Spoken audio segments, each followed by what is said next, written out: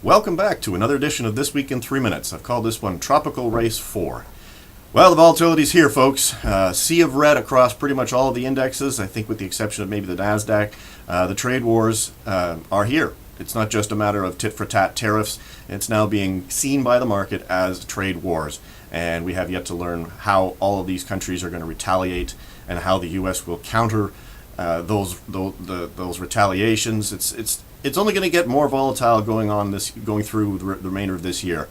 And for those of you who know how to offset equity declines and market volatility, of course I'm talking about gold, monetary gold being the most negatively correlated asset you can own.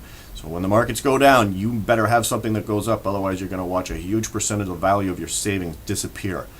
Maybe years, if ever, before it comes back.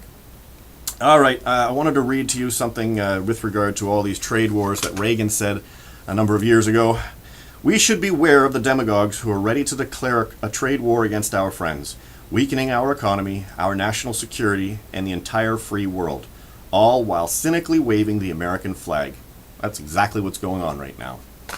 And of course, it's being compounded by the fact that the Fed is raising rates, the ECB is ending its bond buying program. If Japan starts doing the similar, I mean, we're in for a rough patch.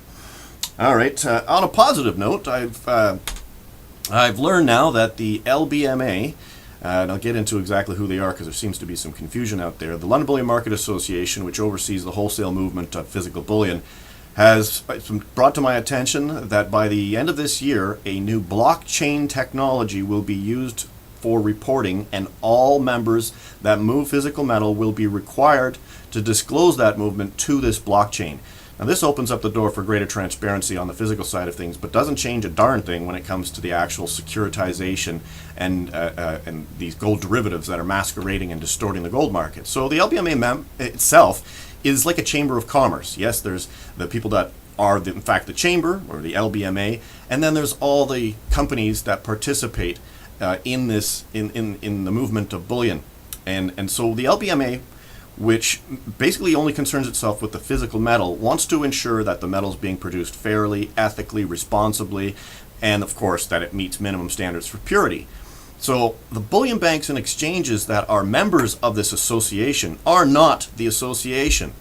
Now, the LBMA itself doesn't concern itself with what exchanges and bullion banks do with the bullion so long as it stays in their chain of integrity known as good delivery.